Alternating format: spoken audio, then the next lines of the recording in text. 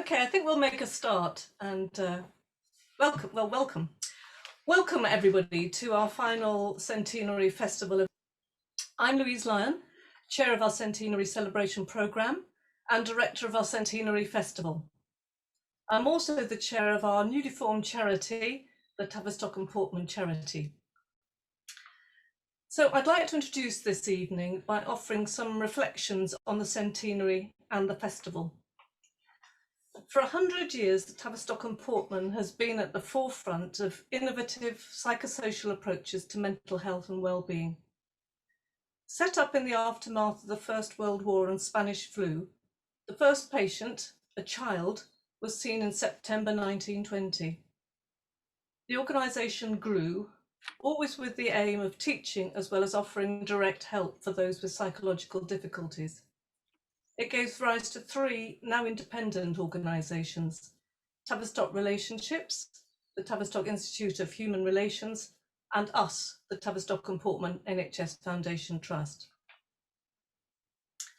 Attachment theory, child psychotherapy, family therapy, group relations, infant observation, adolescent psychotherapy, gender identity development, trauma, work in schools and GP practices were all either developed at the Tavistock or found a place to grow here. So there's much to celebrate and to honour our forebears for with gratitude. But a centenary, like any major milestone in life, is not just a time to look back, but it's also a time to take a clear and honest look at what we might need to change to be fit for the future.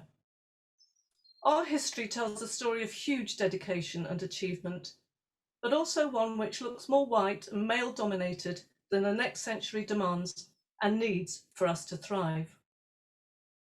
So our aim in marking the centenary has been to look forwards as well as back.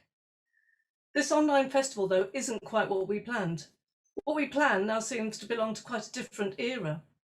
We planned a series of talks in our lecture theatre, maximum capacity 120, a conference around the September date of our centenary at King's Place, London, for 400 people with live streaming access for more, which actually we thought seemed quite innovative at the time. But in February last year, we'd sent out initial flyers announcing our talks and the conference with a mixture of excitement and anxiety about the success of the venture. And then COVID-19 closed in on us all. At first, events were postponed and then cancelled. What sort of sense could it make to celebrate a centenary? Our NHS colleagues were struggling daily to save lives. Most of the staff had to move on to remote working. We who valued relationships so highly had to find new ways to relate over Zoom or the phone. To keep our patients and students in mind whilst confined to our homes, concerned about children, older relatives, our neighbours, our colleagues. The death toll rose. It became clear that there were a disproportionate number of deaths amongst ethnic minorities. Then in May, following the killing of George Floyd, Black Lives Matter responded with grief and indignation. This too was felt in our organisation. Black, Asian and minority ethnic staff and increasing numbers of white staff joined together to call for the Tavistock and Portman to become actively anti-racist. Many long-standing inequalities in our society were laid bare by the impact of the pandemic, and the toll on mental health, especially amongst young people, was becoming ever more severe. In this context, we reconsidered our centenary plans, and rather than abandon them, we decided to redesign them, to offer free Zoom talks from our experts and invited guests under the original title of the conference, Who Do We Think We Are? Identity and Relationships in the 21st Century. We decided to make equality, diversity and inclusion central to the way in which we planned and advertised events, invited speakers and chairs, shaped events and managed discussion. And this way, I think that we were in fact closer to the spirit of those who set up the Tavistock, going into this new venture to offer what we could in the shadow of the pandemic, uncertain how it will be received, and prepared to learn from the experience of opening ourselves to a new online audience. Since last September, we've offered 21 evening or lunchtime centenary festival events. They've been attended by over 7,000 people from all over the UK and many other countries.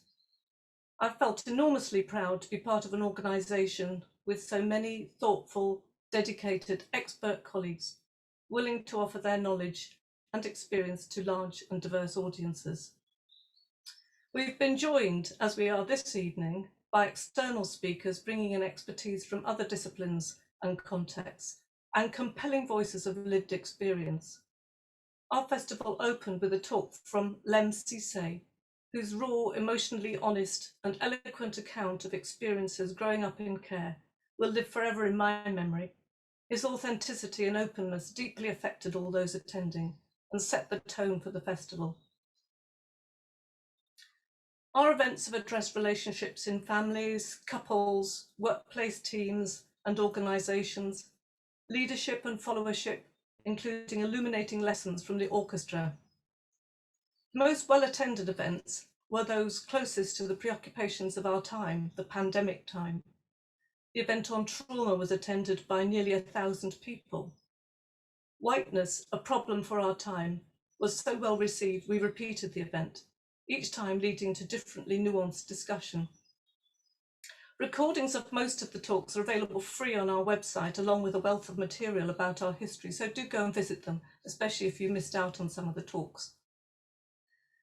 Feedback showed that there was appreciation for the accessibility of the talks. They were free or for a donation to our charity for those who could manage it. Appreciation for a chance to get together with other professionals when isolated working from home. For having a space to think and discuss issues even if difficult and uncomfortable, particularly for having time and space to unfold the complexity of issues of race and racism. Zoom, whatever its drawbacks, can be democratizing. We've seen each other's homes, we may be more ourselves at home, and at this time, perhaps more aware of each other's vulnerability and the psychic toll of the pandemic.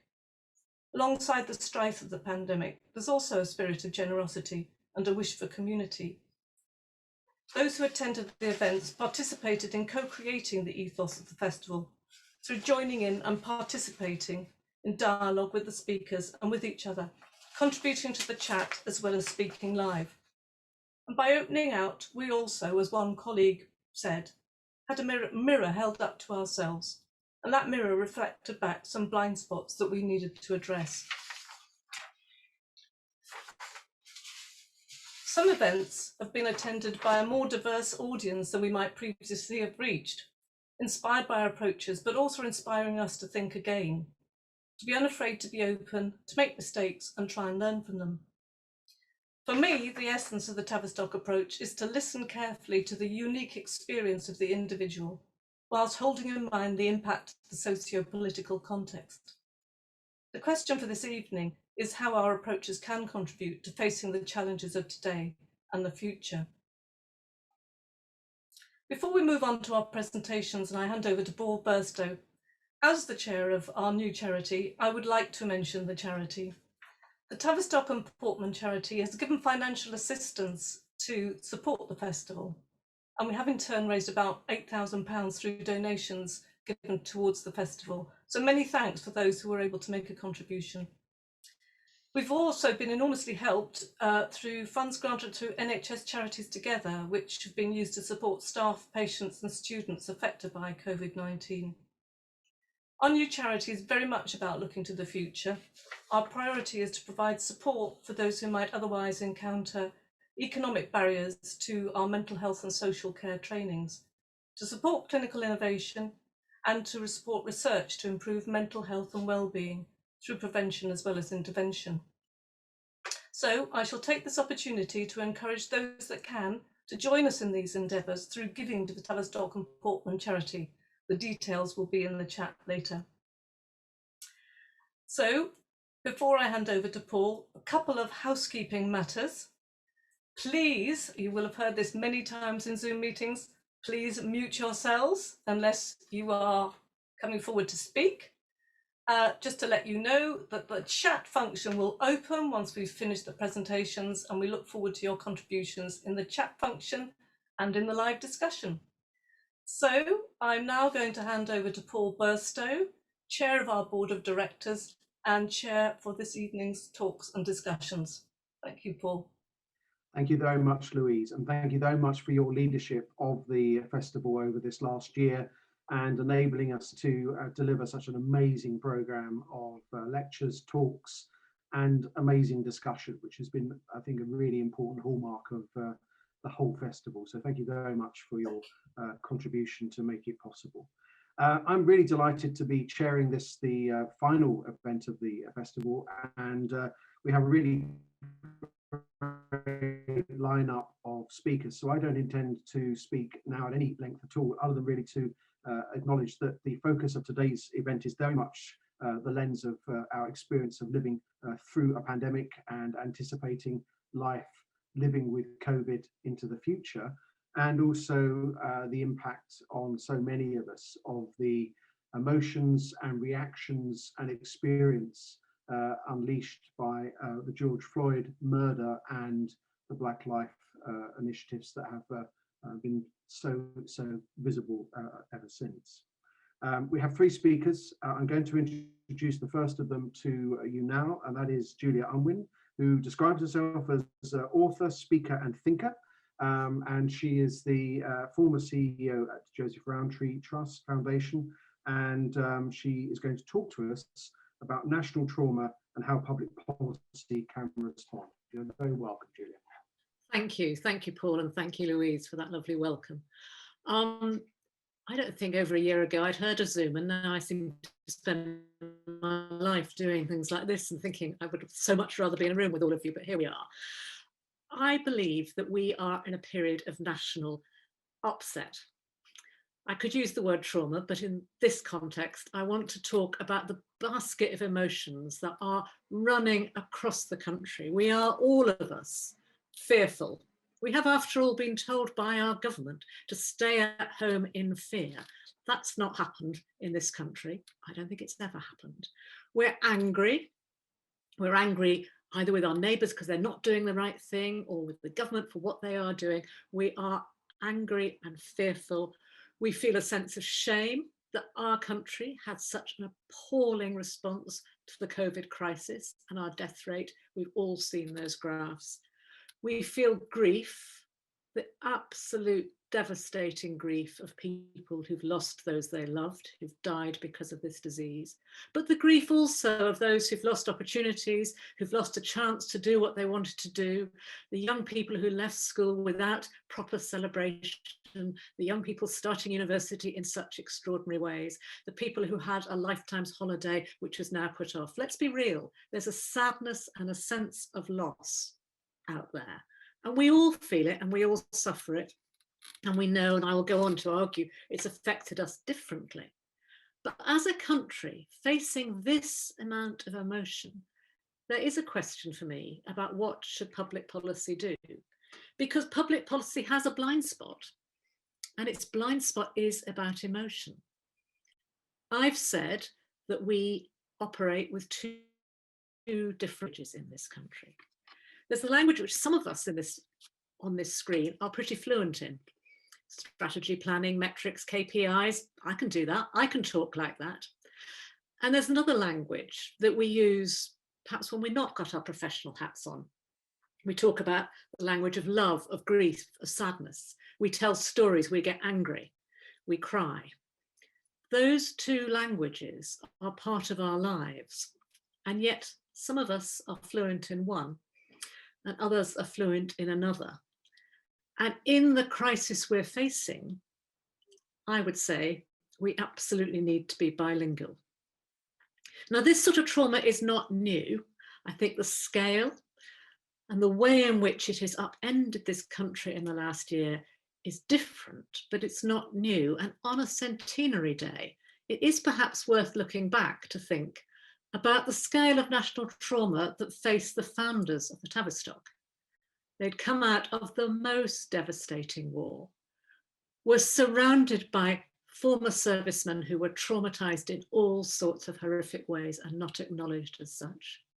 They were heading for a global financial crisis, the like of which we were not to see for another 100 years. They went into a Second World War of devastating proportions, where trauma was inflicted across the countries of the world, and then emerged to a time of people arriving here terrified for their lives, refugees who battled to be allowed into this country, which is not the hospitable place we've often been told.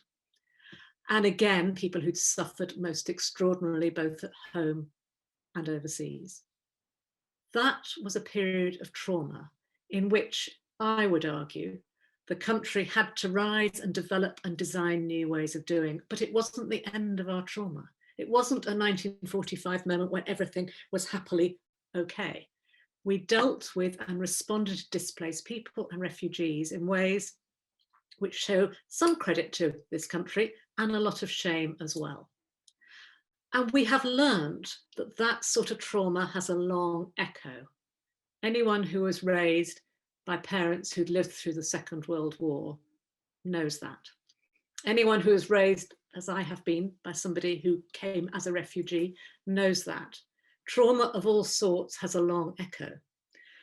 And if we become tone deaf, as I'm going to argue public policy sometimes is, we will crash through the other traumas that have also shaped this country in the way we've always done, and we will make mistakes which we will pay for a long time. So after the Second World War, what happens? It's always really invidious to select just a few traumas, but let me go for it. Look at what happened to the north of England during deindustrialization. Look at the towns and villages that were abandoned, or where men were told that sickness benefit was the only way in which they could keep going. Look at the long echo of those defeats and what deindustrialization brought us in very major votes, which are shaping our country to this day. Look at the crisis of AIDS and HIV and the ways in which in the 80s and the 90s, led largely by lesbian and gay communities, people rallied to demand more and better for a terrible illness that was killing people in their hundreds, all too often ignored. Look at the global financial crisis and then come to our period of COVID and start to think about what public policy can do in the face of such great trauma. Because, you know, all public policy and all public services are always and at all times about emotions. Of course, a hospital like Tavistock and Portman knows that. But the planning system is about relationships and emotions. Our police service is about emotions and relationships. Our schools are about relationships and emotions.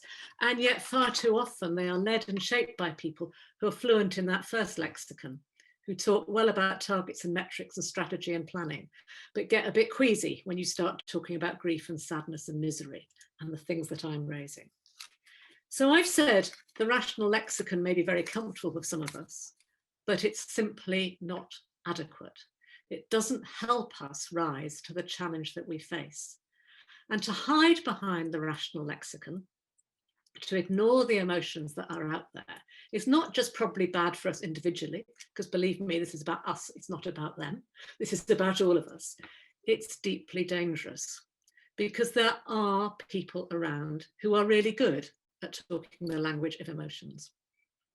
And some of them run the far right websites, and some of them fuel the conspiracy theories, and they know precisely what they're doing when they refer to the emotions that people feel.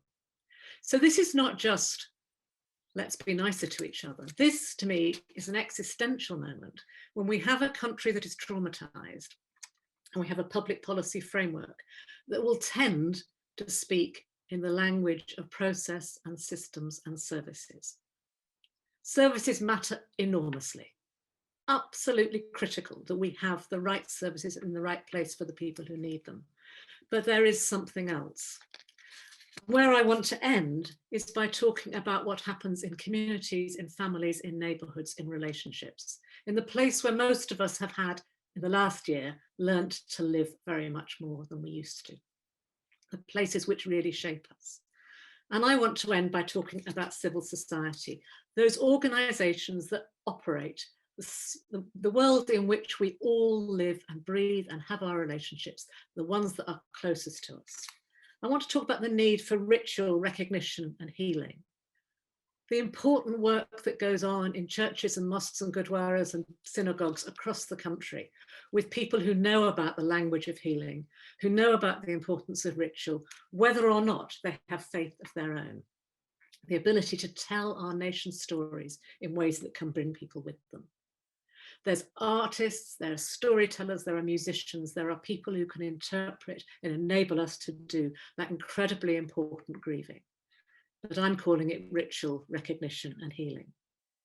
And then there's the second big thing that civil society can do, which is about revival. I live in the north of England, and if you walk around now, as I seem to do all the time, I've no idea what this city will feel like when we come out of what feels like perpetual lockdown. But I know it will look different from when we went in. I know there will be closed high streets and boarded up buildings. And there is a real conversation to be had about how do we revive and renew our places, our high streets, our village squares, our town centres. Because if we just rely on pret-a-manger and British home stores coming back, it's a pretty sterile future we've got in front of us. And frankly, it's not one that's going to happen. So all of those organisations who care about the public realm, who care about our outdoor space, who care about what the high street looks like, those are the organisations we're going to need. And then we need to renew, because we need a whole new settlement. This is not the last big shock we're going to have. But what we've learned in this shock is that we are not resilient. We're not ready for shocks. We have been threadbare, I would say, since well before 2010. Our services have been run down. And what we need, maybe we do need broadband superhighways, maybe we need trains and buses and whole new roads, but we need a social infrastructure that recognises it's the connections between people that enable people to thrive. It's the connections between people that make it possible for us to fight back against the conspiracy theorists, the right-wing hate crimes, the people who are whipping up anxiety, concern and misery at a time when we are all too open to that. And that's why I argue for a sort of civil renewal, where renewed, re-energised civil society after this appalling time takes its rightful place. We don't rely on the state, we don't rely on the market. We recognise that these things are complex and challenging, but we've done it before and we can do it again. Thank you very much. Thank you very much indeed, Julia. Great start to our presentations, and look forward to some discussion on that set of points that you've made in the panel later on. And I should say, when we open the chat, people will be able to start posing questions and comments as well. We're now going to come to our next contributor, who is Dinesh Sinha, who is the medical director here at the Tavistock and Portman. And he is going to talk about the relationship between healthcare, society, and the individual in our responses to the pandemic. Dinesh. Thanks, Paul. Hello, everyone. I'm so pleased to be here with all of you. And as Louise laid out really well at the beginning, the plan was going to be so different for the centenary. But you know, this has been just a huge experience for all of us.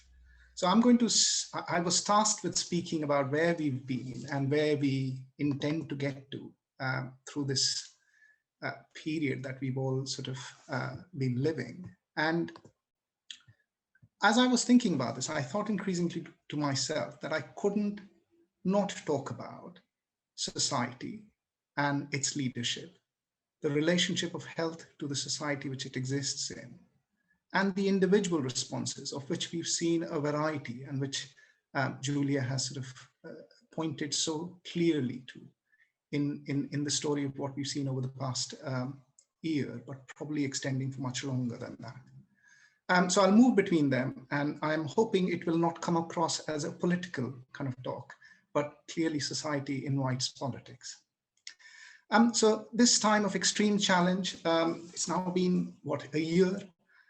And due to an infectious disease. I mean, in my career as a doctor, we never thought we would see this again. You know, it brought me back to the incidence of cholera in this country. And I'm going to read at times from things that I've picked up, and so bear with me. And I found something on a public health website which said, when a wave of Asiatic cholera first hit England in late 1831, Dr. John Snow proposed that it was speculated that it was spreading by contaminated water. And neither the medical community nor the rest of the world had much struck with that. And it eventually left tens of thousands dead. And the reason why that came to my mind was because I thought, gosh, it was as if we were being hit by something completely unknown. A viral illness, HIV was the last big one, but none of us expected something of this nature and this impact to hit our communities, to hit our health systems in the way it has.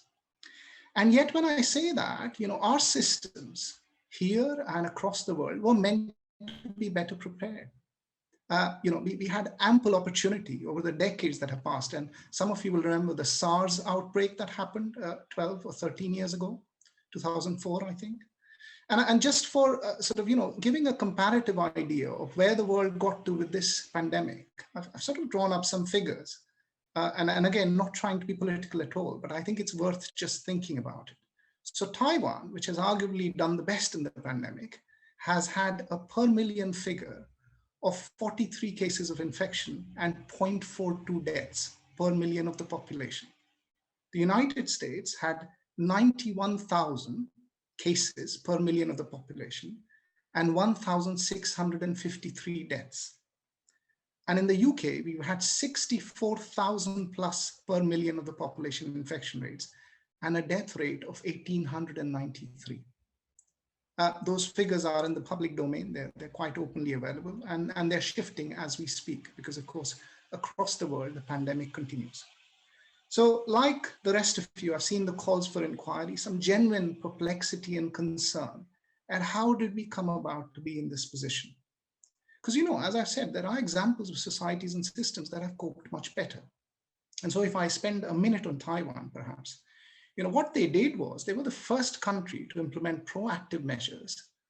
They are very close to Wuhan. There used to be multiple daily flights. And back in December 2019, they stopped all the flights. Yeah.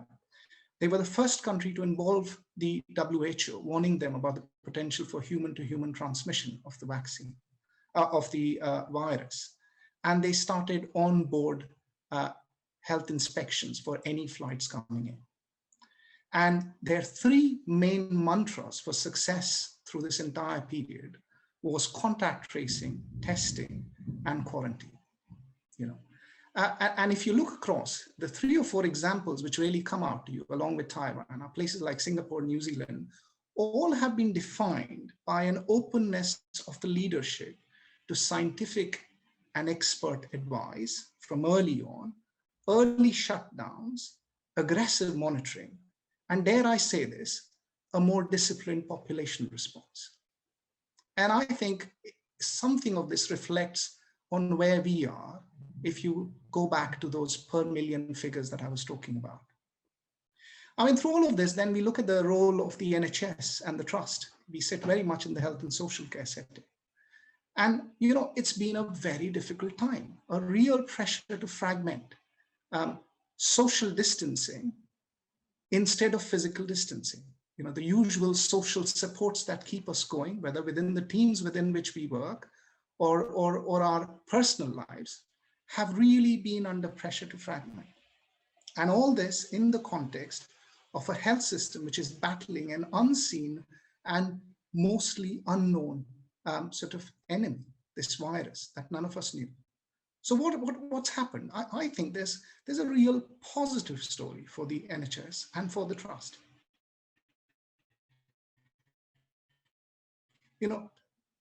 And you have seen that repeatedly within health settings. The health service has remained open throughout, and the excellent rollout of vaccination, actually it does salvage a lot of what we have lost in terms of our goodwill and care for our population. We've seen repeatedly innovation in practice and care. So, both Louise and Julia referred to sort of, being here a year ago. And I can tell you quite confidently, I had never been on Zoom before March last year, never, ever. And now, I like the rest of you, wear a tie and wear a jeans and sit on Zoom all day. And it's become very familiar. And so we've sort of, really used technology, and we've delivered, and we've improved things like access to our service users. I mean, on the ground, both in the trust and across our hospital systems, the commitment and courage shown by our staff is not something to be treated with any sort of frivolity. People have worked in areas where they are not sort of usually working. They've been willing to sort of put their hands up. All the stories that you've heard about staff working in ICU settings are absolutely true.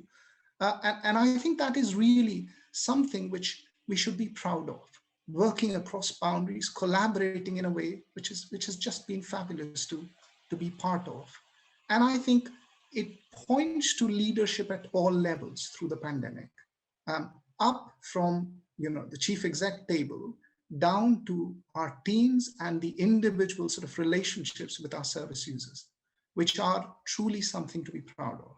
And I think in all of this, the TAVI has delivered repeatedly across our pathways, the CAMS emergency pathways, our adult services. And the one thing that I would say in response to what Louise said was, it's not just the acute hospitals who've been saving lives. We've been saving lives too, actually, in terms of containing and caring for our service users.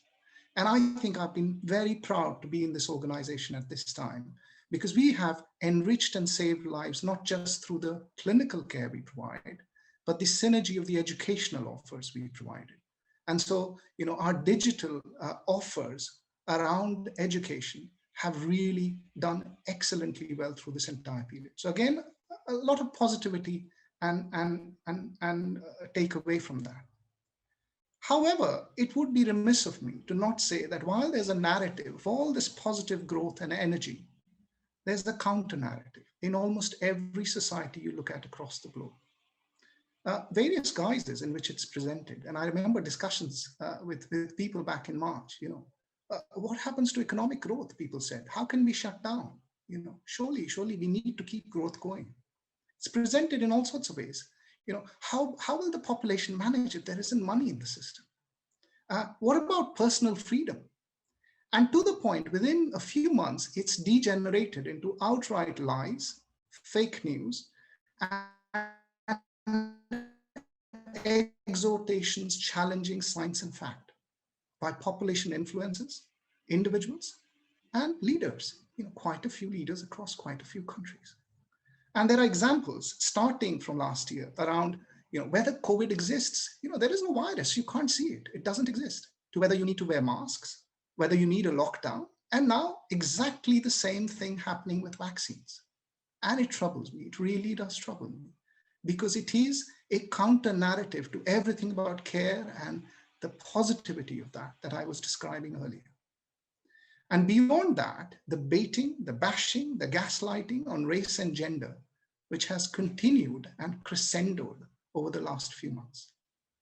Now, some time ago, I joined another centenary panel and spoke about the bedrock of connection between generosity and care for others being based on a capacity for gratitude, giving because you received something.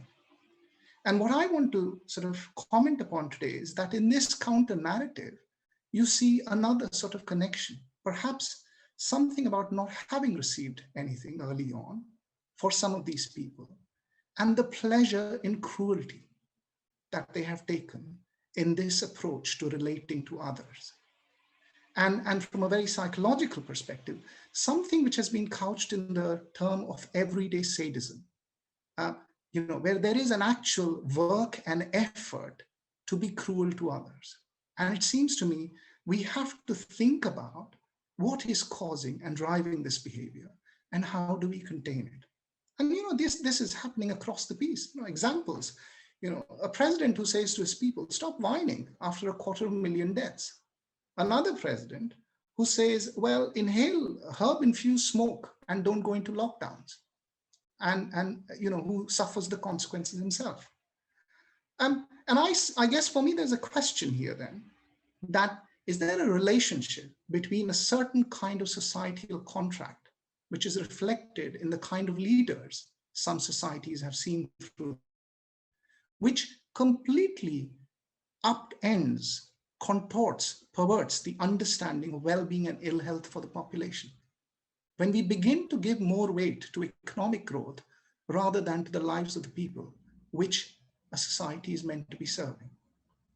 I remember the doctor, you'll hopefully have heard of him, who first sort of was the whistleblower on the vaccine. And his last interview, I'm quoting, he said, "The police believed this virus was not confirmed to be SARS. They believed I was spreading rumors.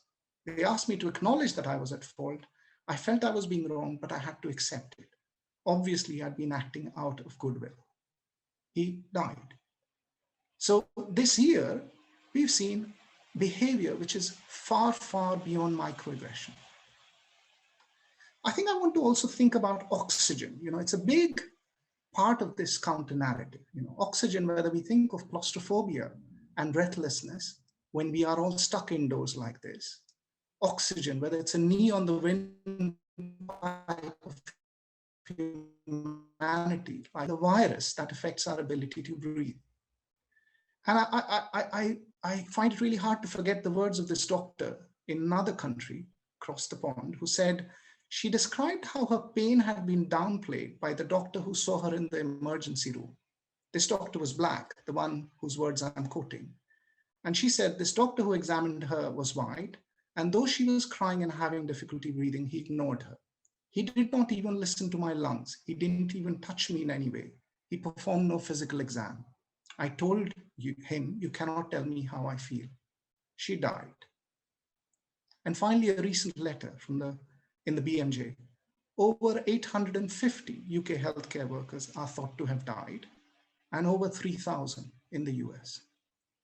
And I guess for me, it means the pandemic has not ended.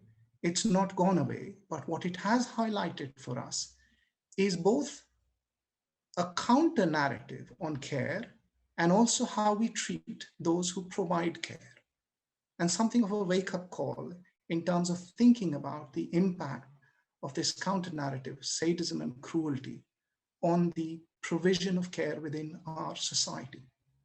And so I guess in the last couple of minutes, I'm just going to spend a bit of time thinking about what we take forward. On an individual level, it's a harsh milestone, I think, for all of us. And the lessons on our capacity of resilience and courage, but also perhaps dealing with exhaustion and guilt.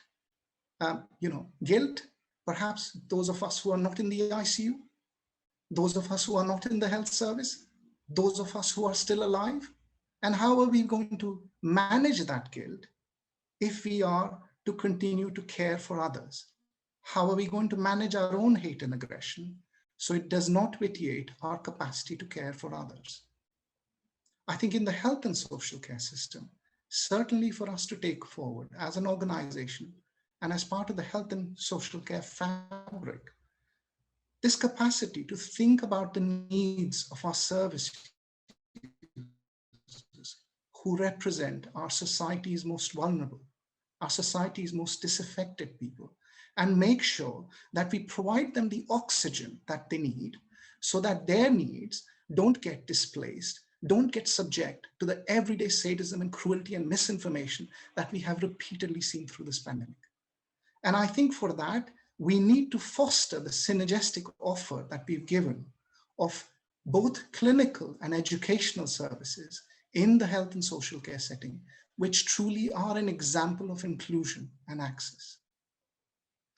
I think finally, I'll say something that there is a risk about swinging back to life as normal, something about sort of old privileges and hierarchies being reset when we come out of this pandemic. We don't know when that's going to happen, but it's clearly shown us, the pandemic, hasn't it, that you can't think of silos of health, silos of social care, silos of society, all being separate from each other. Actually, it's incredibly intertwined. And if any of us thought we could just sit in our consulting rooms and carry on, that is surely something to be discouraged. It's also brought up questions of what is the connection between well-being and ill health, physical and mental health, and a social response to well-being, which actually affects everybody else around you. Who does society serve with its wealth? And I guess I'm going to leave you with a final few words, which I thought I wanted to carry around with me, which is that you never make change by fighting the existing reality. To change something, build a new model that makes the existing model obsolete. They're not my words, but I think they have a lot to offer us in terms of looking at what we want to take ahead. Thank you. Thank you very much indeed, Dinesh. An immense amount to consider there, and a real tour de force in terms of thinking about our purpose as an NHS trust and our purpose as the Tavistock, and how that relates to what the future looks like. I think that's a really good way of moving to our next speaker. And I'm delighted to introduce Jackie Dyer, who I count as a friend and a colleague, who is going to, I think, offer us a very, very clear lived experience perspective of living through this pandemic as a Black woman, living through this pandemic as a leader in mental health, living through this pandemic as someone living in a community in central London in Lambeth, who I think can talk to us about a whole range of her experiences, both operating at a national level, but also operating as a leader in her own community. So I'm going to hand over to you, Jackie. Really looking forward to what you have to say to us. Good evening, everybody. It's so, I feel quite privileged to be sort of here amongst such wonderful speakers in this moment that are real tuning in with the reality of this moment and being able to articulate some of the emotions, some of the challenges, some of the societal demands that present themselves in this moment. So for me, I feel like I'm here today to speak very much from my own lived experience. And sometimes I feel that that's really important to do and part of how I operate as a leader, because to really humanize why we're here in this world doing what we do as having interests around mental health care and well-being and wanting to contribute to that care. My brother died 6 days after George Floyd. He's my second brother that's died in the space of 6 years after decades in the care of mental health services. Barry, his name is, and he died age 53. And my younger brother, my youngest brother, died age 41. My mum, the main carer for my siblings, turned 80 this year after 35 years of caring for her sons. She too has received no therapy, and we both lean upon each other to get through the days of enormous loss and grief that we feel. I'm traumatized by this experience. I worry daily that my only sister, who also has a severe mental illness diagnosis, will also die young. I am here today to be able to speak only because I have the support of my friends, my access to therapy, acupuncture, and medication that helps me face each and every day. I'm forever recalling incidences of where my racialized experiences have taken place in relation to my loved ones and their needs.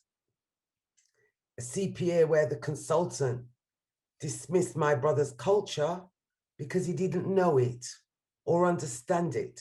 So a referral to a religious minister would suffice for that one. Not taking into consideration that my brother's 24/7 terror was that he was going to burn in everlasting fire, a thought which methinks emerged from his understanding of Christianity, his faith, and the contradictions it held with his substance misuse issues that complicated further his experience of severe mental illness. My brother was reduced to a conversation about his depot medication. In that moment, in those moments, I was in the room, and meanwhile, my brother shriveled into the corner of the room. The professionals in the room were energized in this part of the discussion. I was too shocked to be able to speak. In these moments, I too was silenced. I too shriveled. A couple of weeks before he died, Barry's CPN visited my mum after she again raised concerns and begged for help to get my brother into rehab and away from the vultures of the dealers whom terrorized him daily, my mum daily, me daily, saying under his breath, the CPN, after he'd said that there's no money for rehab, that there's worse off than Barry. 2 weeks later, Barry died. My mum heard him, but never challenged him. She could only disclose the horror of this experience to me. From my mum's perspective, maybe it's a mercy my brother died when he did, because our family alone cannot safeguard a person as vulnerable as he. It takes a set of public services wrapped around him to help him deal with his pain. This did not happen for much of his life, even though I, as his advocate, tried so hard to support him. But I'm his sister, and all I want to do is love him, which I did no matter what. But we as a family were neglected from support, fit for the purpose of dealing with our needs. All my brothers ever wanted to do and be were citizens that could contribute and be valued by their respective fellow human beings. They did not have that experience. They experienced regular detention under the Mental Health Act, no access to psychological therapists. These memories haunt me, and I'm tormented by the fact that I failed to help a system transform enough so that they might still be alive. My mother and I were not enough to keep them alive. Our love and care was not enough to have my brothers still here to give me the hugs of love that only they could give me, only Barry could give me, and only Carlton could give me. I miss those hugs. It should be no surprise to you by now that I'm speaking from the perspective of my racialized lived experience. I am driven as a consequence of my experience to improve things for others, of whom there are many that go through similar challenges, where support offered, if at all, is often determined by the color of their skin. I am determined in my lifetime that as equal citizens, all people will be treated with the care, compassion, and attention they need when they are at their most vulnerable. You will know I wear many hats to achieve this transformation of better care for all.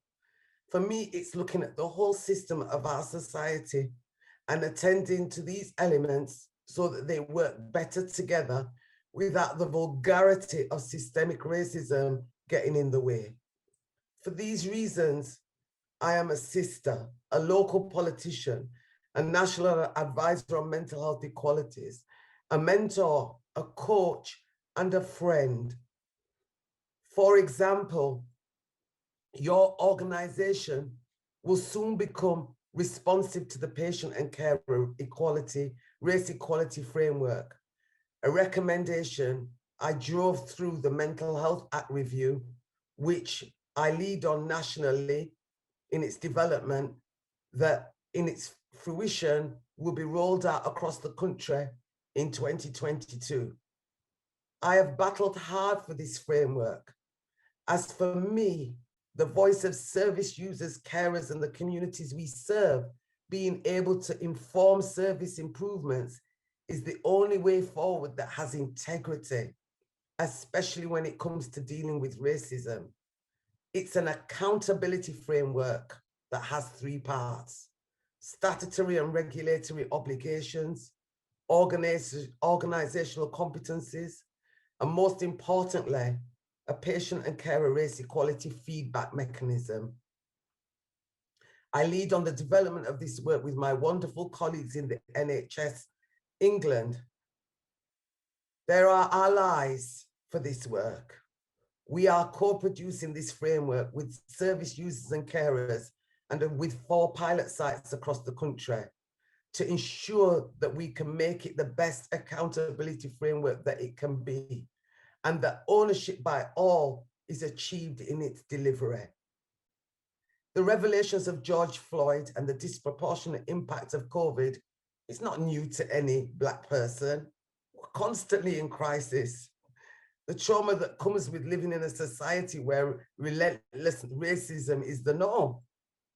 Some of us find the will to fight this inhumanity, to find strategies to overcome the daily hurdles that are constantly in our way as we strive simply to live our daily lives.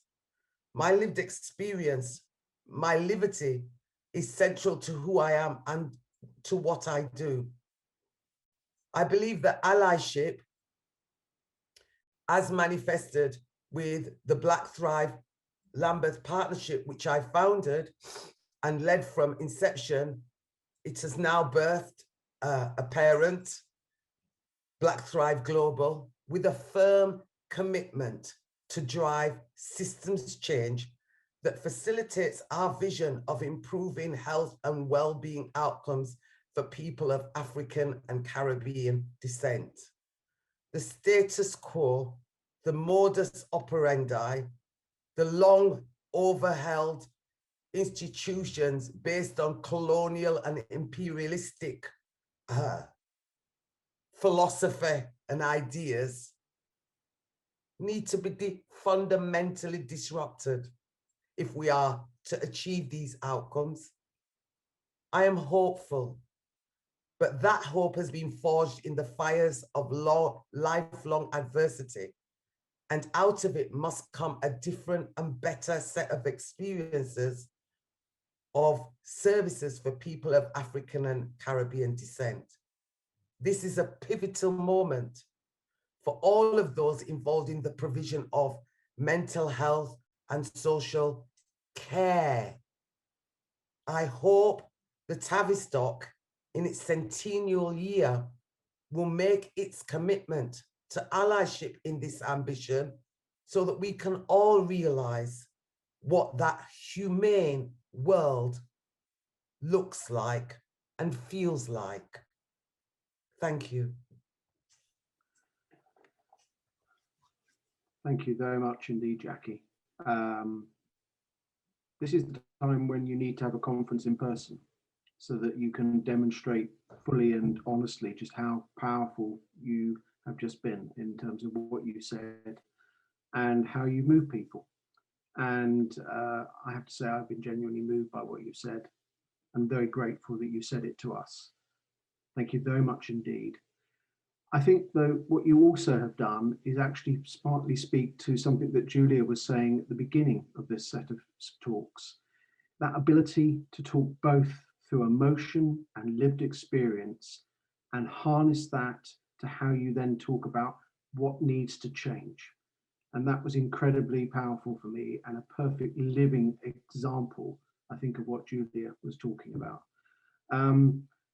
After so much being shared, it feels almost inappropriate to go straight into the discussion.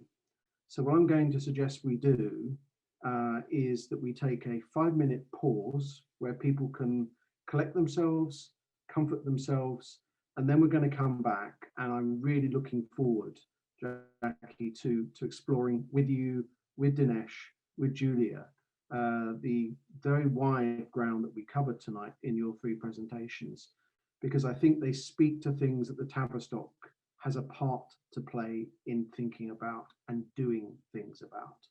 And I would just end by saying that the Tavistock and Portman is nowhere near the end of its journey to become an anti-racist organisation.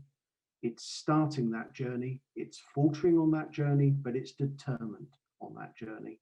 And there are many good people inside the organization who are determined that we fulfill that as a genuine transformation of the way in which we are seen by our community and how we are part of our community, how we look, how we feel, how we behave, how we act. And tonight you've just given me another spur as chairman of that trust to want to do that. So thank you very much indeed. What I'd like to suggest to colleagues is that we turn our cameras off for 5 minutes. We come back and then we'll open up the chat. We'll open up the chat after we've had a panel discussion. But thank you all very much. And we're back in 5 minutes, so at 18:35. Thank you very much.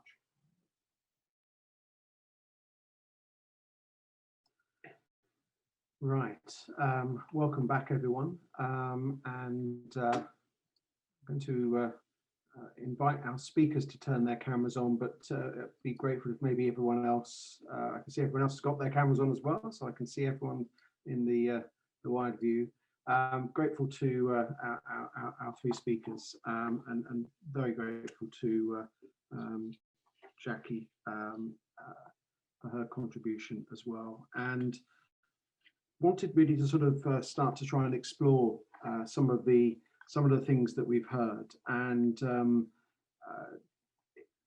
I think we, as part of this discussion, really do want to talk and gain further insight, I think, to inform the journey the Tavistock is on and the contribution the Tavistock can make in a wider sense in this ambition to become an anti-racist organisation. I think that is an important part of this conversation, and I think I've heard both powerfully in Jackie's presentation, but also in Dinesh's presentation, that experience coming through very strongly in terms of the counter narrative, if you like, that is emerging and is in some cases growing and gaining momentum as we come through this second lockdown and begin to contemplate what comes next. And it seems to me that it's a really good time for an organisation that prides itself on its ability to think and to understand mental distress, for us to be talking about these issues now. And I would just maybe offer one other sort of reflection before putting a question to Julia, I think, first. And that was that too much of the language about coming out of a pandemic implies coming out of a pandemic is a straightforward road, that it's a linear thing, that you take one step to the next step and so on. And political leaders who create that impression, I think, run the danger of breeding and fueling counter narratives, because the truth is we cannot be that certain about the route out. And whilst people do crave certainty, they don't like feeling they've been lied to. And I think the truth is that over the next few months, despite our best endeavours with a vaccination programme that will make a difference, a big difference, we will have to reconcile ourselves to the reality that we will have COVID in our society, and we'll have to continue to work out how we live with it. And I'd be very interested to get people's thoughts about that. How do we have a political and public discussion about how you live with something you can't see, but which can harm you and change your life and even take your life? Julia, you opened up this session. You talked about the need to be bilingual when it comes to how we have a public discourse and how politicians and others speak. Where do you think, in terms of beginning to have a conversation with the population, with civil society, we need to go to try and have that sort of mature, what I regard as a mature conversation which recognises those things? Well, I did headline the blog I wrote about this. If I hear people talk about recovery without mentioning emotions, I shall scream. So I shall try not to scream, Paul. I think we're being sold an absolute travesty of what's happening. We're being told that there is a snapping back to normal, and we call it recovery. But we knew that we were entering in the second decade of this century, a decade of real precariousness, even if COVID hadn't happened. There was a risk, high on the risk register, pandemic flu, antibacterial, antibiotic resistance, cyber attack, economic chaos, terrorism. We knew all these things were huge uncertainties. The vast part of our population live with massive uncertainty all the time. So we're being sold a lie called a roadmap, as if it is a reliable map. It's a set of hopes and aspirations, at the end of which there is a very different way of living. But I'm interested in how do we get ready for all the risks we face? Because what we've shown is that every local charity, every hospital trust, every local authority is by no means resilient. We have been running on zero for so long that when bad stuff happens, we really suffer. And that's true of household incomes as much as it is of the Royal Opera House. All our institutions and all our households have been badly knocked. And what we've learned is that we are rubbish at getting ready for the uncertainty that is going to be the future. And I don't know what it would be like when COVID goes to a bit less, gets less of a risk. I fear that it will still be massive in some of the poorest areas of the country. I fear that we will have COVID in places and not nationally, and that will change our relationships to some of the poorest places and the places where many Black and minority ethnic people live. I fear a future which is described as post-COVID, but in which COVID is still taking numbers of lives. So I think for me, it's about how we have a conversation about the risks we face, how we get ready for risks, and how we have an intelligent and grown-up discussion about how we manage it. And we can't have that without understanding the fears that we all have, because this is not the future any of us signed up for, but it's the one we've got. No, but it is a future we have to contemplate and navigate. And Jackie, you were talking about hope being forged out of a lifetime of adversity, which I have to say sounds like a very good set of qualifications for talking about these issues. And I just wondered what your response to what Julia had to say in response to my question would be, and what you think, particularly in some of the more challenged and deprived communities where we know the pandemic has been an amplifier of structural discrimination in our society. What needs to come next? So I do agree that we need to have adult discussions around these realities and not sort of fantasy discussions, in a sense. Although we want to get to a better place, there are some real realities that we have to kind of contend with that often get swept under the carpet nationally, politically. I think for me, I can't even get involved in that because it will absolutely devastate me to get involved in that kind of thinking from that political realm, because you can see so clearly that it's setting people's expectations up in a way that the failure of the manifestation of those expectations leads to another emotional tsunami then, in terms of, you know, people's hopes being dashed. So there's something about, you know, really getting closer and cultivating those kind of dialogues wherever we are to the truth, to a shared truth, however that might manifest. For me, one of the reasons why I became a local politician is simply to be part of that process where those kind of conversations can take place in a more kind of inclusive way. So being able to create opportunities for citizens to be engaged in some of the challenges that I might have, that we might have locally, for me is a healthy process. And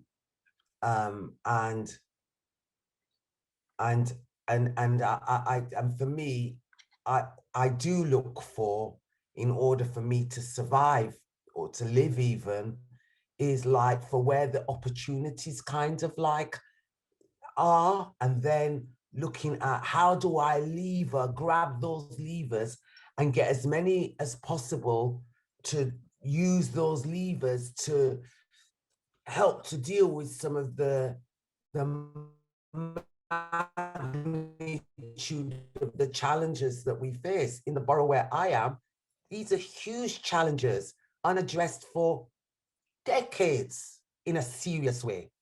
And I'm talking about in a serious way, right? And so for me, it's about finding those levers and cultivating an appetite to do things differently, which is actually about challenging a colonial structure, challenging the status quo, challenging the modus operandi, and doing things fundamentally different so that you can access opportunities for those who are experiencing the most disadvantage. But at the same time, one is being real that, okay, there's not everything's not going to be rosy overnight, but here, look, let's carve out some of these pathways, let's do some of and that's why my portfolio, although on the one hand is about community safety in terms of violence against women and girls. You all know the experience that we've just been having in our borough, but for me, that's a catalyst to up the ante to address this so that we can make the borough safer, that this doesn't become the norm. It's like, okay, all hands on deck. And so the community safety agenda, which is about violence against women and girls and violence that impacts on our children and young people, is like, a collective effort. But the other side of that is actually, and the other side of my portfolio is jobs and skills. So it's jobs, skills, and community safety. And I chose that purposefully. I selected, that is what I wanted in my portfolio. People say, why have you got it like that? Because for many who are suffering in those kinds of environments, especially our children and young people, it's the impact of poverty and homelessness and all these things that create a kind of playing field for the worst outcomes possible for anybody's life chances. And for me, it's about really carving out those alternative pathways as one significant response and prioritizing that for those communities, essentially. So whilst I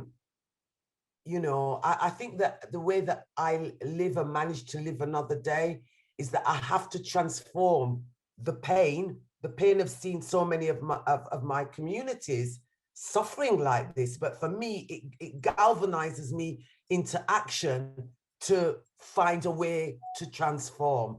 And that's how it is for me, without at the same time being honest, being truthful and fact-based about the realities, not sweeping that under the carpet, because that never gets us anywhere. That sweeping under the carpet means that we're all walking on glass, broken glass, and my feet are hurting, so I'm not prepared to be walking on that broken glass.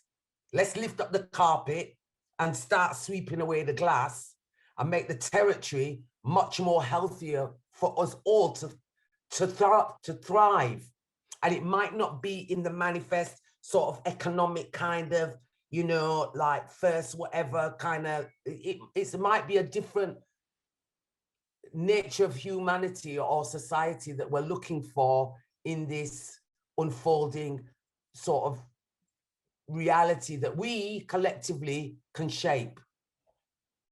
Jackie, I could just I feel as though there's so much you want to say.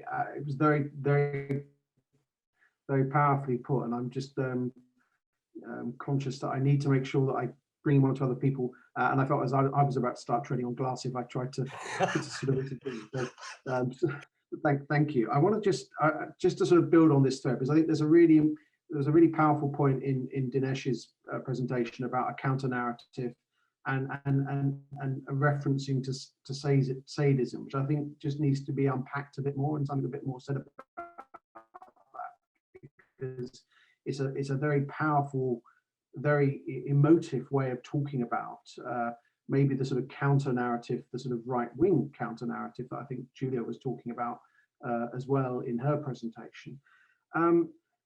Thinking about it really from the sort of ways in which the Tavistock thinks about things, what would you say is now going to be, how do we have a discussion which in itself is a counter narrative? The dominant narrative is that recovery is a straightforward thing. There's a set of dates by which things will be unlocked, etc., etc.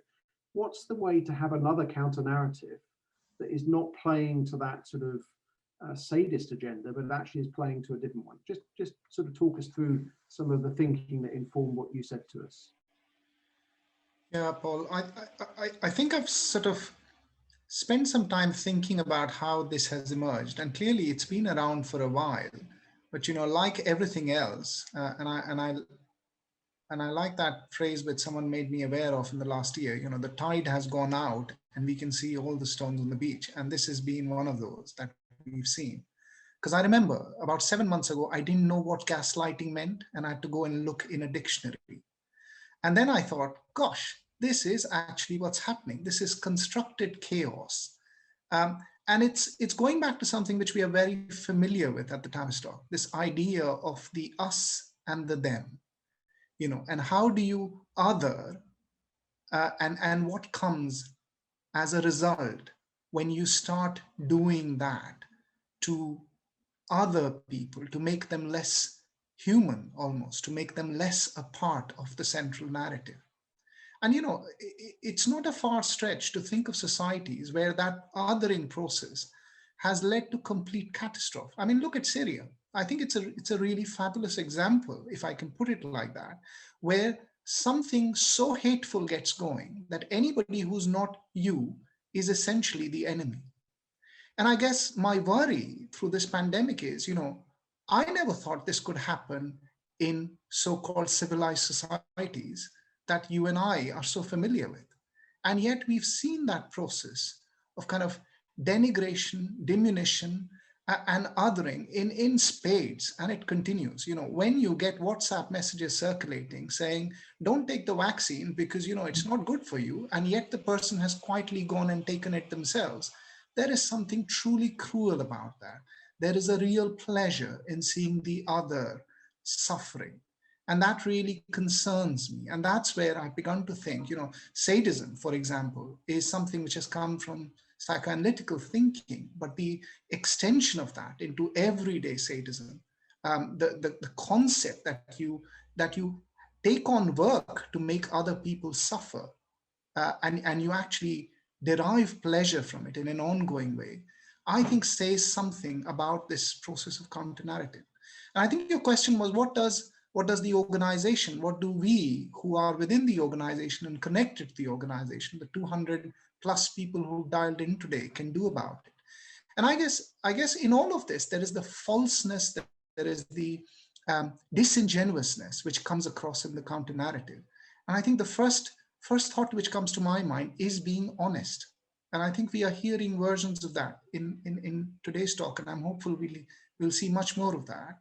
But I think we've got to be honest. If we disagree, if we feel there is something that's truly counter-narrative in a way which is meant to harm, which is meant to hurt, which is cruel, which is sadistic, we have to call it out. And we have a history of doing that at various levels, whether it be representing our patients who've suffered from being badly treated, whether they be in children's services, adult services, now gender services. I think we have to stand up for the people we represent. We have to stand up for the ideals we represent, which are much older than all of this other kind of bit of counter narrative. So I think something about being absolutely honest, absolutely open about stating our position, and sort of, standing up to what might be a tide of, well, this is the way to progress now. And recovery is another example of that. Lots of things have been put into the recovery agenda in a way which is not necessarily thoughtful, does not take into account the exhaustion and the trauma affecting our communities, which Julia referred to. And I think we have to be the ones within the organization and those connected to the organization to talk loudly about that, and to put our hands up if we think that's not going well. Because I'm really conscious as well, you know, coming out of the second wave, and the third wave might hit us in a few months, there is a pressure to get things done, to get things moving, but not necessarily with much thought of what we are dealing with in terms of what people have been left behind with. So I think there's something about being open, honest, and sometimes strident with what we believe in. Thank you very much indeed for that response as well. In about 5 minutes, we're probably going to go into some questions from colleagues on the chat. So I've seen a number of useful comments and responses to our contributors and reactions to that, and particularly some questions to us about how the Tavistock is responding to and actually trying to meet its ambition of becoming an anti-racist organisation. And I think we will try and say something about that before the end of today's session. And I know that Paul Jenkins, our Chief Executive, is on this call as well and might say something if he has the opportunity later. Julia, I think one of the other things that sort of struck me in what you were saying was the importance of resilience, and resilience sort of gets used both in positive and negative ways. And again, in public policy, it's often used as a way of talking about people standing on their own 2 feet and being resilient. And I know that I'm pretty certain that's not the way in which you framed it. But I'd just be interested to sort of get your perspective on, if we're to change the sort of public policy narrative, if we're to engage the emotional piece, where does resilience sit in that? What does resilience look like? Well, I'd never use it about individuals. I think it's a really dangerous and slippery term. But there is something about reliability and confidence for institutions. And while I talk a lot, and I'm really passionate about the role of civil society, community groups, the things we do when we don't have to do it, the ways in which we collaborate with our neighbours, the pillars of our country are institutions which have been shown, when the tide went out, to have no foundations. And that's because we have run everything on hot. We have starved organisations, and then we're surprised when they can't cope. The idea, which came out in the new public management of the 80s and 90s, that you could run organisations where you could account for every penny and you never had anything aside for a rainy day, has shown us just how impoverished we are. Some of our household name charities have lost a third of their income because our household name charities on which people depend, these are not nice to have, these are absolutely essential. The day you have a diagnosis of cancer, you want to be able to phone Macmillan. It's emerged that they were getting their funding from high street shops and fundraising events. And guess what? In a pandemic, they don't provide. We have a business model on which we have run our hospitals, run our household name charities, run some of the most important arts and heritage organisations in the country, which isn't viable. And that has made them unreliable. And to go to Dinesh's point, I think that's a form of gaslighting, because the institutions on which we thought we could depend have turned out to be as vulnerable as many of the rest of us are. And that's a dangerous place to be. Now, I don't think any organisation deserves to live forever. But I do think if you lose your most precious institutions, and I'm not an NHS lifer by any means, but I see the horrors that people in the NHS are facing. If you run so that your institutions are so vulnerable to a shock like this, you're letting people down very severely. And that's why I talk about resilience. I don't talk about it, I mean it as a form of reliability and something that we can depend upon. And I think we've learned we can't. And I think that's part of the fear and anxiety that I was describing. Thank you. I think that's a really helpful framing and really helpful correction to maybe some of the ways in which public policy talks about resilience. I just wanted maybe as one last question, which I probably will put to Dinesh, but I will come back to Jackie to finish, and then we'll open it up to questions.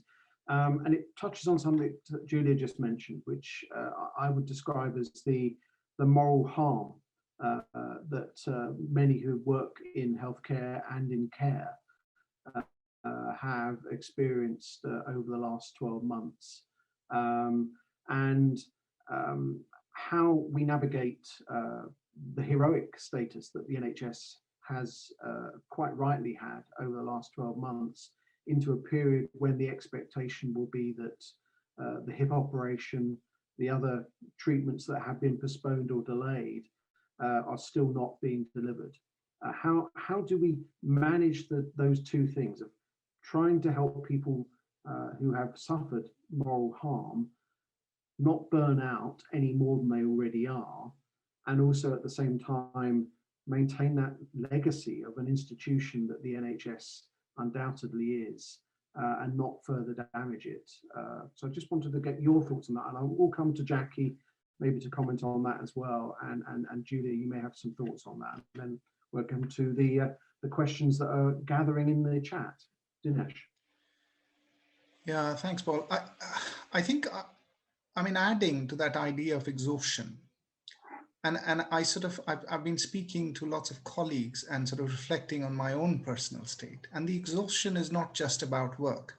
The exhaustion is about the invidious position of having to sort of kind of clear up after in a way which feels quite difficult to do. And I'll explain a little bit of what I mean clear up after, because of course, a lot of decision making, as I've indicated in what I said earlier, is not necessarily up to health and its leadership. It often happens as a result of society's response to the sort of events we've been having.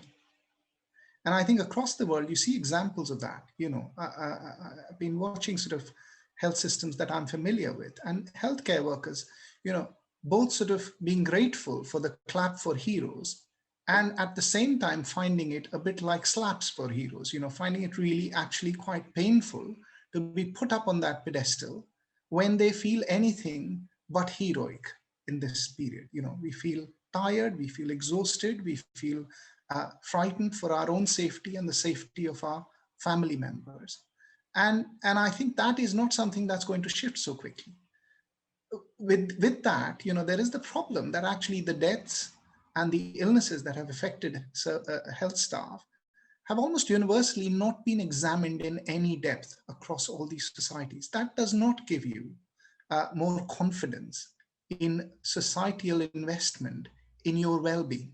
If you are truly expecting healthcare staff to continue to hold our capacity to care, there is a reciprocal relationship there with receiving care, which isn't just a clap at 8 o'clock for 3 months and then let's move on from that. And I guess in some ways, my thought is that this contract with society and healthcare staff needs renewal as well, if I can add that to what Julia has said, because there is something quite fundamental. You know, most of my colleagues will not have gone into healthcare to make money. You know, I can assure you there are easier ways to make money. And so something about, and I don't want to disacknowledge Jackie's experience of, you know, not having always the best experience, but, you know, the majority of healthcare staff actually do want to serve and do well in that service.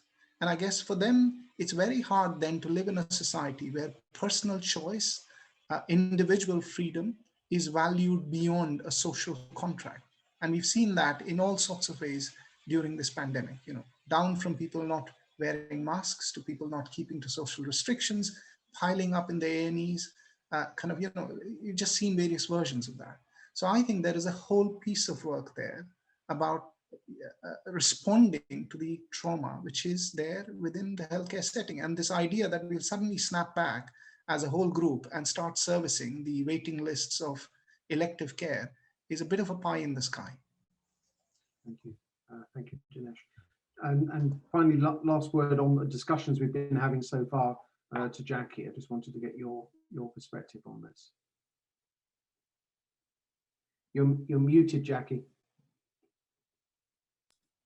I think there's an additional perspective that we need to not keep losing here, or not to say that people are losing it, but it's often the one that swiftly gets off the table.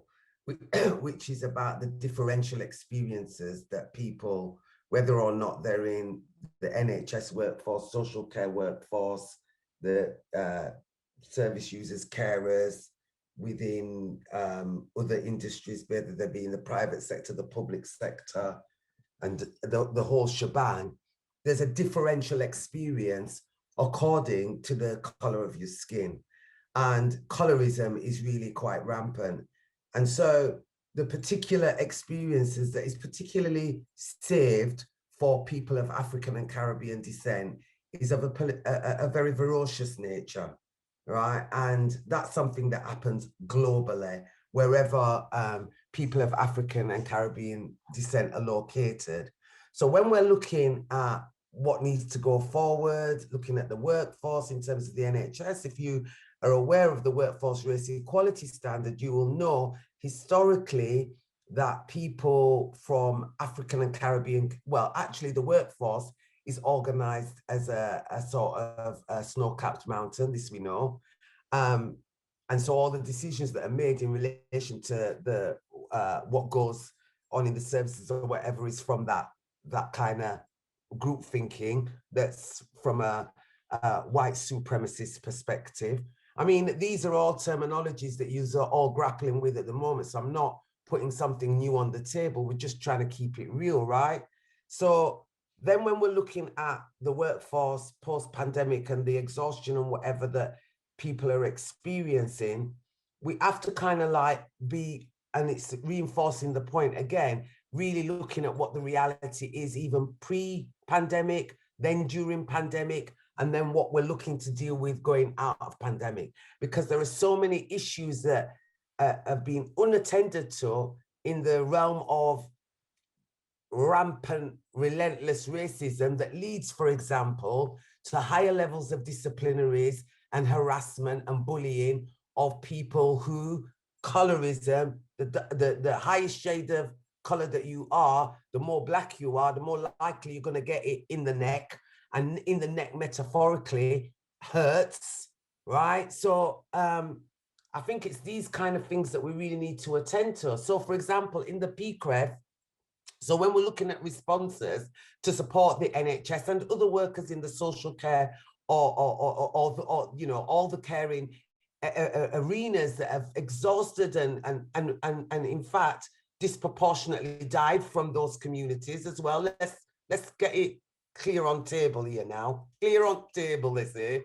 And it's then like, okay, so what do we need to do about that reality of the exhaustion and support and care that is needed for a workforce that's given its soul to care for people, whilst also attending to that harsh reality that it's a layer on top of a layer that already exists for people of color. And so it's like, whilst we might have the holy grail almost of being an anti-racist kind of like organization across wherever that might be, it means looking at some of the ugly detail. And the ugly detail is that individuals that then operate as teams, that then operates as a service, that then operates as an organization, right, actually operates in a very racist way. And unless you sort of like look at every element of how that continues to manifest itself, nothing ain't gonna really change too tough. And actually the impact on peoples of colors emotional and mental well-being brings them into the very system of care that they're caring as a result of that. So I just think that there's nuances here that we also have to attend to, whilst having a sort of philosophical or abstract kind of like discussion about what it is that we want. And then we have to tail it back to look at the practical realities that prevent us from getting to that kind of a place. Otherwise, it will always be the Holy Grail. And it's like, well, oh, you know, 10 years time we'll come back having this. Well, it won't be a centenary, it might be a decade longer, and we'll sort of like be having a similar conversation. I would hate it to be like that. Thank you, Jackie. And in your opening remarks earlier on, you talked about the work that you're doing nationally to put that framework in place to create the accountability. So, if you like, that sort of is, if you like, the other side of this coin that I think is really important to acknowledge as well. Now, I'm going to move us into some discussion and questions from our audience, and I'm conscious that I've been flicking through the chat, and there's been a very lively discussion going on in the chat, and some very thoughtful and very extensive comments in the chat, which I don't propose to read out verbatim, but I would encourage my colleagues on the panel to be having a look at those to see if there's anything they particularly want to comment on. But I'm now going to sort of switch to the gallery view so I can just see everyone in the room, just basically ask people if they want to make a contribution, rather than just turning on your microphone. You'll see on the screen at the bottom there's a thing called reactions. If you go to that and click on it, you'll see it then says raise hand. Please do take the opportunity to raise your hand, and I will try and call as many people as I can to offer their contributions, but I will also want to come back to the panel to get their responses. So who would like to take the opportunity to do that? The classic pregnant pause. I might come to Louise for a reaction in a moment. I might also invite Paul Jenkins to contribute, but I might also very politely pick on Jeremy Clark because he wrote a very long post and posed a number of questions. But I see that Sheila has put her hand up, so I won't come to Jeremy first. I will come to Sheila. Oh, it's okay. You can go to Jeremy first. No, you got your hand up, so please do. Well, thank you. I think I've just put a few of my comments in the chat. So I'm actually an alumni of the Tavistock, having trained there myself in the 90s, and I feel really heartened to hear that there's a real commitment to going towards this thing called anti-racist kind of, or becoming an anti-racist, anti-discriminatory, anti-oppressive, organization that's very sort of encouraging. And I suppose one of the things that I'm often thinking about in these conversations is, where does the sort of the vision, mission, the rhetoric, or the intentions actually meet the actions, and how long does it take for the good intentions to catch up with the actions? And as someone who's been around these conversations for a long time, both professionally and personally, I guess there's a sort of a bit of a frustration, to put it mildly, maybe quite a lot of frustration actually, in terms of thinking about how actually we know from so many reports, so many books, so many articles, that have been written over the last, so many documents that have been that are available in the public domain about racism, about sexism, about poverty, and what those marginalized communities might need, even from hearing directly from the marginalized voices, a bit like how Jackie has really, really powerfully talked about her experiences, and being very clear, of that sort of whole experience of having to walk on glass. I felt that was a very powerful metaphor, because if you ask people who are the sort of the who are the direct sort of recipients of these kinds of isms, so if you speak to children, for instance, where they've encountered sexual abuse, if you talk to women where there's been rape, domestic violence, if you talk to ethnic minorities where people have been killed because of their color, or they continue to be discriminated against, I think there's lots of evidence of that sadism, that cruelty that Dinesh talked about, and definitely very different from that civil society that Julia talked about. And so I guess my question was, if we know, if the dominant groups, and I'm talking about the Tavistock, if the dominant group, the Tavistock, knows that there are ways in which it's been institutionally racist, so far, and you're working towards anti-racist sort of practices. If you were going to put yourself into the voice or into the position of those marginalized groups, what do you think going forward, you know, in terms of your innovation, your commitment to change, what do you think you might want to and need to change in order to really show and action anti-racism? Sorry, that was a bit of a long way of getting to my point. I hope you forgive me. Absolutely forgive you, and thank you very much for making the point. I'm going to take at least one more contribution first, and then I think I might actually invite, if he's willing, Paul Jenkins to say one or two things on that point. I think it's very directly addressed to how the trust is responding to that, but I then will invite other colleagues on the panel to invite. And Jeremy Clark has now put his hand up as well, so I'm going to come to Jeremy, then I'll come to some comments from Paul, if you will, and other panel members as well. Jeremy. Thanks very much, and thank you very much to Julia, Dinesh and Jackie, as well as Louise, for this evening. So I wanted to make a personal statement, an emotional statement about the pandemic, which, and I referenced it's a sin in my comment in the chat. I lost my partner aged 29 in the HIV AIDS pandemic back in the early 1990s, so I was grateful to Julia for mentioning that. The Tavistock did not have a good response during that period.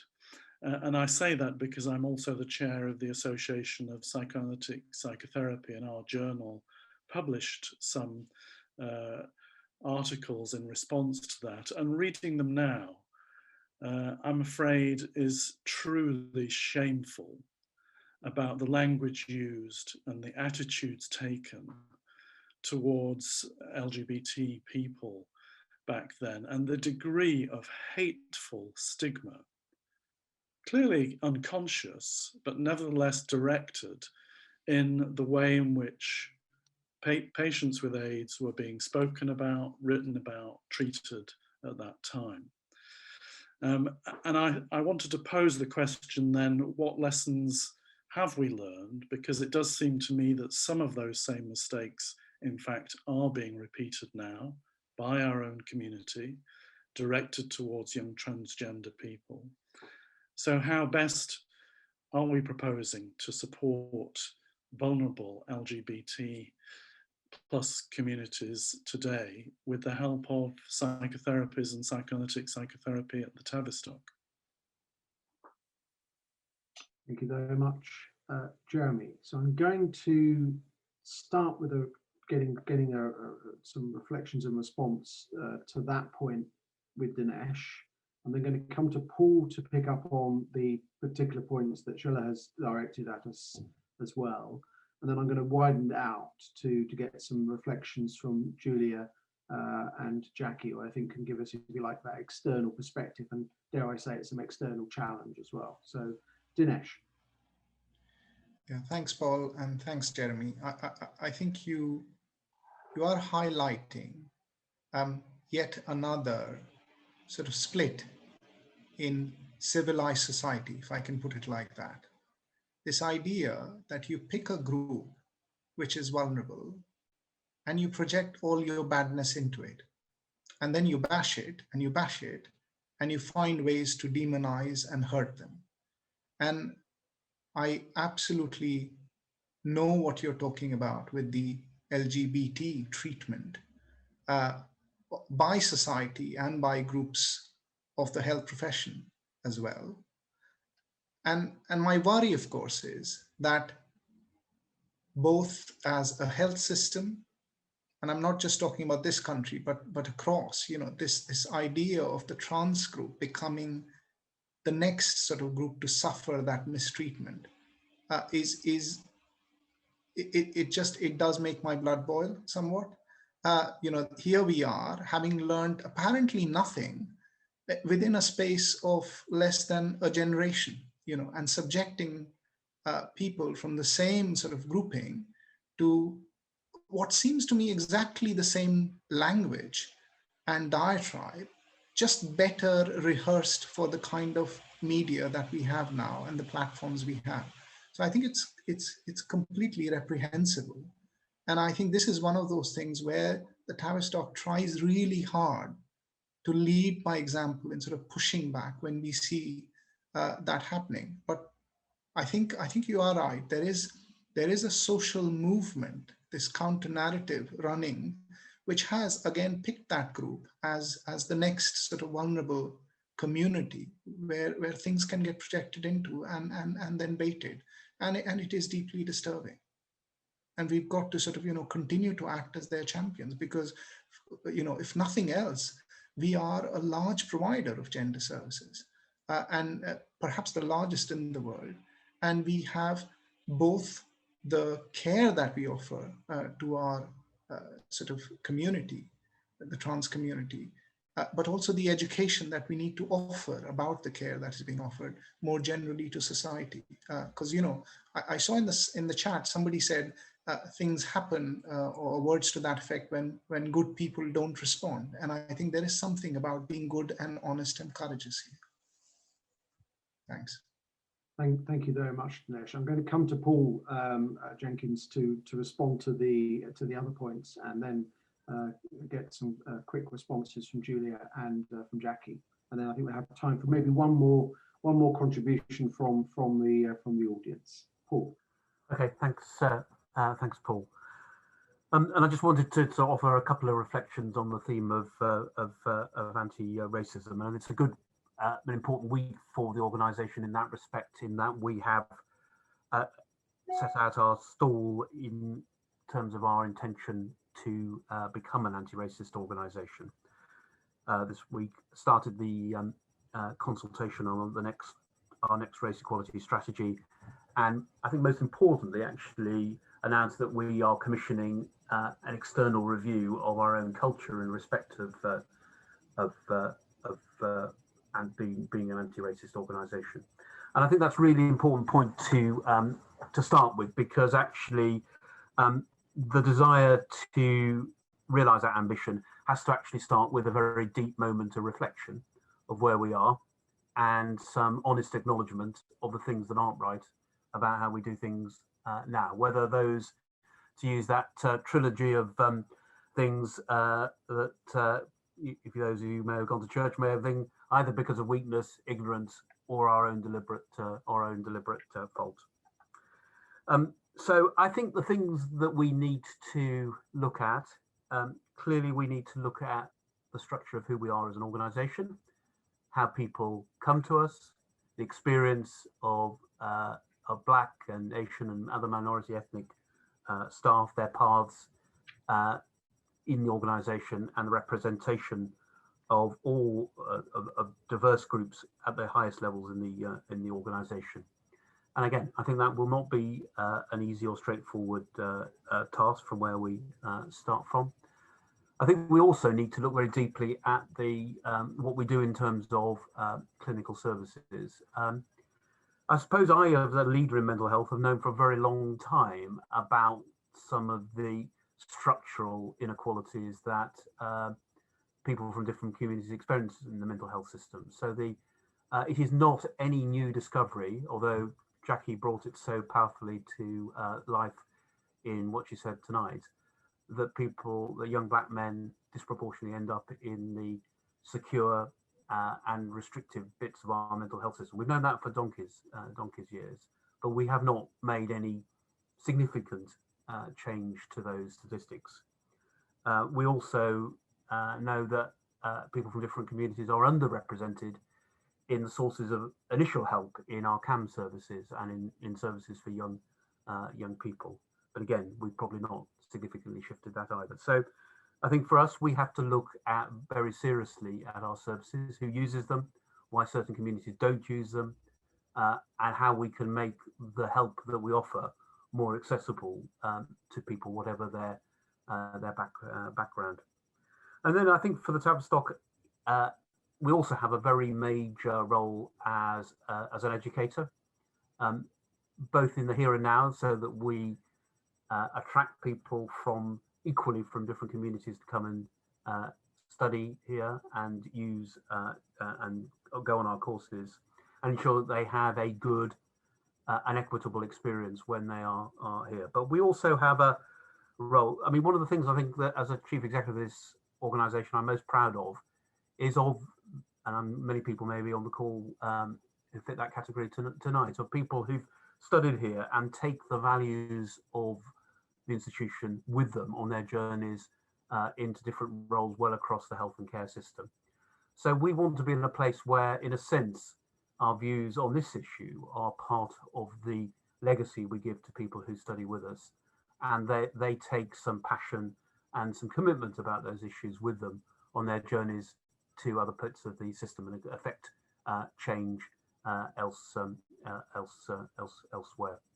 So we are but starting on this journey, and I think the challenge that Jeremy has given us about where as an institution we may have been around LGBT issues in the 80s is possibly quite a useful analogy to use where we have to start with this journey around race now. But as Paul said, there is a very strong sense of commitment from our board that this is where we need to go, and actually a very encouraging level of support for it, not just amongst our Black, Asian and minority ethnic staff, but actually amongst many white allies in the organisation.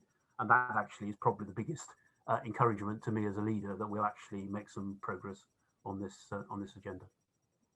Thank you very much, Paul. Very conscious that we're very near our finish time, and just wanted to also make the comment that the work we're doing on becoming an anti-racist organisation is being co-produced. It absolutely can't be done without being a co-produced approach. I'm going to have to say to Julia and to Jackie, I'm not going to be able to come back to you, which is really a great shame. I really want to just say a couple of words of thanks and quick reflection, really, which is, I think we've been very lucky to have three such great speakers to conclude the Centenary Festival programme of events. I think we've had some really thoughtful and provocative, in the good sense of that word, contributions from all three of them, and in the exchanges in the chat, much more debate has been stimulated by those contributions and by your exchanges. I think we've heard a really powerful personal testimony that has shaped a sense of purpose and mission in what Jackie has said to us, that notion of hope being forged out of adversity, and the sense of living with an experience of unrelenting racism, which I think is echoed in some of the comments I'm seeing in the chat and some of the lived experience of people who work, not just for the Tavistock and Portman, but for many other organisations. I think there is a really important message. There's a rhetoric at the moment about building back better. And building back better tends to be very much the managerialist language of the 1980s, 90s, and so on, that Julia was talking about earlier. But really it has to be about a new settlement that is founded in very different sets of principles I think that are at the heart of much of the Tavistock's 100 years of history, but also a recognition that resilience does not come from within. It comes from the networks, the relationships, the communities that we are part of, and the communities that we nourish and support. And it seemed to me the point that Julia and Jackie and Dinesh have made, in a way, about the importance of social infrastructure and rebuilding the foundations has to be part of that new settlement. And in that regard, the Tavistock's insights about the psychosocial health of our nation and how we can improve and strengthen it is an essential part of that. So really very grateful to all of our speakers tonight, and all of you for turning up and contributing in the chat and for our listening. Right at the top of the chat, there is an invitation to consider the Tavistock and Portman charity that Louise Lyon referred to. And there is a link, which I'm sure Ghazal will only too happy to post again in the chat, for anyone who cares to support our mission and our ongoing purpose. But without going any further, I'm going to hand over to Louise, who I think has got one or two things to say, and I think there might be a final word from our Chief Executive, Paul Jenkins. But that's all from me. Thank you all very much. Thank you very much, Paul. And can I just say personally, thank you to our speakers this evening and everybody who's contributed. I find this extremely heartening. I've worked at the Trust for 25 years and I feel there's a real openness and honesty and facing these issues, which makes me feel hopeful for the future. So thank you. It took a lot of people to put on this festival and I don't really have time, I think, to thank them all, but just to say thank you to all speakers, all chairs, everybody who's come along, but particularly to the Centenary Programme Group who worked alongside me to produce the festival. I'm just going to mention two people though. Firstly, Ghazal Tipu, Senior Communications Officer, who has done so much to produce these events and who has been a guiding light with her commitment to social justice. So thank you, Ghazal. I'd also like to thank Glenn Gosling, another Senior Communications Officer who's done tireless research, which I recommend you to look into on our website, and who's championed women leaders who've been forgotten and is now looking at ethnic minority leaders who also may have been pushed to one side. So thank you to those, and thank you to all my colleagues who've worked on this. And I'm sorry I can't mention all your names now. I'd like to leave some space for Paul Jenkins, our Chief Executive. Okay, thank you. And I will be quick at the end of not only the end of this event, but the end of our centenary festival. So I'd like to echo all the thanks that have been offered both by Paul, by Louise, for both the contributions tonight, but also for the very brilliant effort that has gone into organising this centenary festival. And of course, the one person Louise couldn't thank is herself, and she deserves a very special recognition of undertaking a task full of great political and practical challenges, which she has delivered with enormous dedication and skill. And I think she can be very proud of what we have put together collectively in terms, but what she has led in terms of the Centenary Festival. I think for most of the 7 years I've been at the Trust, I've sort of rather dreaded the prospect of the Centenary, because how can one be the person who sort of mucks it up after 100 years of achievement? But actually the Centenary Festival, and almost particularly in its redesigned online form, has been an enormous affirmation, I think, about what is special about this institution, and also very hope-inspiring, I think, about what it may offer for the future. Because centenaries are one of those wonderful sort of January moments. And actually, I was reserving it would have been a good thing to say in January, but then it dawned on me that tonight, or tomorrow, is Lady Day, the 25th of March, which used to be the first day of the year in the old calendar. And I think there's something very special about those times where you can look back and look forward at the same time. Looking back to both celebrate the good, and there is a tremendous amount of good in our first 100 years, but also to acknowledge the things that need to change and the things that need to develop, and the things actually that we should acknowledge that aren't great about our past. What I'm totally convinced about is that the institution is relevant to 2021 as much as it was relevant to 1921. We've had allusions to the trauma of the post-war period and of the impact of Spanish flu, and there are many parallels with that period that we've all commented on during the course of tonight. I love Julia's analogy of the two languages. I say that particularly as a Welsh person who delights in bilingualism, but also because it is so pertinent, I think, to how we conceive of public policy and public services. And we have shifted too far one way, and there is a need, I think, to address that balance, and the insights of this organisation, I think, are very important as part of that. And we have 100 years of insights and experience about human distress, human relationships, and the difficult sides of human life. However, moving forward, the next 100 years cannot just be about replicating the first 100 years.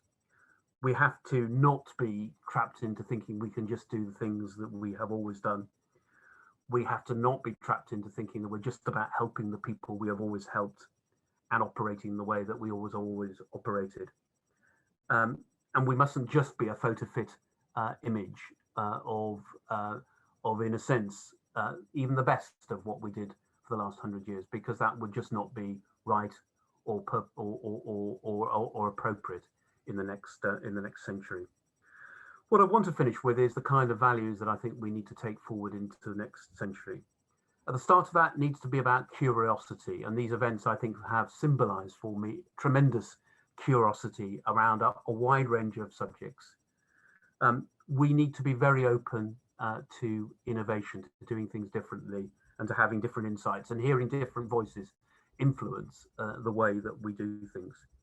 I've already said what I need to say about diversity, and in particular our need to tackle and become an anti-racist organisation. We need to be an organisation that continues to be never frightened of taking on difficult issues or are about hearing challenge about our own actions. But most of all, I think we need to be an organisation which continues to need to be driven and most motivated by our sense of humanity, our sense of engagement with our fellow people, and our engagement with, in particular, those who suffer and those who are in distress. And I think that value, more than anyone else, any other one, needs to be at the centre of the next century, both for this institution, but also for us as a society. So can I echo Paul's thanks to everybody who's been here tonight, all of the 7,000 people who have participated in these events across the thing. You might have thought the Tavistock series of events was going to finish with our centenary, but that's not the case, and we have exciting plans for a future series of events going forward, of which there will be more information in due course. So thank you very much again, one and all, and here's to the next century.